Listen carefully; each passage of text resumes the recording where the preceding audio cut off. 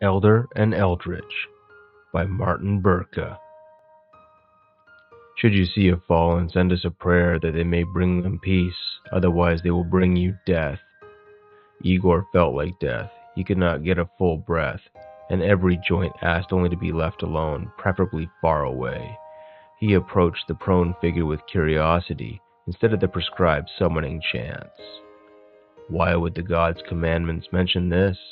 The description matched. Wings, blades, tubes, long and short wires. It all seemed so earthly. Traceable curves, clear edges. Profanum, not sacrum. Then it opened its eyes, and Igor voiced the profanity out loud. It could have passed for human, and after a moment it shook its head.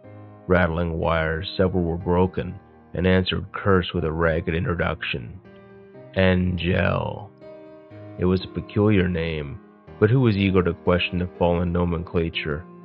Death was far more gripping, and having caught firmly, creakly, it was a peculiar name, but who was eager to question the fallen nomenclature? Death was far more gripping, having caught N firmly, creakily. Igor knelt, wedged a rock under its head, and pressed stale bread from its pack to its lips. No sooner had they closed around the food, he felt a burst of heat. A strong hand clutched his forearm for long seconds. He felt a tingle, and then for the first time, nothing. He stared at his arm, and the skin tightened and thickened. Blessing, he heard. Igor led Angel to the village. Several, those not paralyzed with fear, began their prayers at the sight of a fallen, but none finished. Word of its miraculous light-giving power spread like the mist.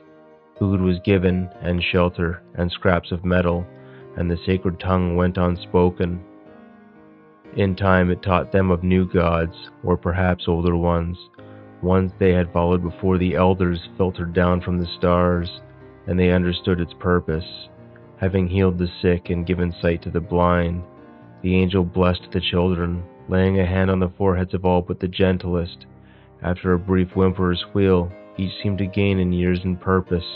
One morning, the youngest, Chiote, ran into the largest hut where the angel held court. A priest was approaching with escort. Judgment, monsters, and madness could be called down in seconds should they find anything unusual. Might their teacher hide? Stand tall or die, it responded. And so the villagers led Aeolus Rithola to the hut, avoiding the gaze of his massive companions. He screamed when he saw the metallic, undeniably earthly wings reaching up to the roof, and so did the villagers when the lightning flashed from several of the angel's tubes and reduced the cleric and guards to charred scalps and hands. It left that day. The villagers watched their angel of death ascended once more. Igor stood pensively to the side. As the silvery glint vanished on the horizon, he lowered his eyes from heaven to earth to the few dozen people who were his life. He saw his granddaughter Nola, absently scratching between her shoulder blades. They were literal blades now, pressing up against the tunic, to the tip of a chrome-colored feather extending above the neckline. He fell to his restored knees and thanked whatever Lightbringer had enabled humanity's uprising.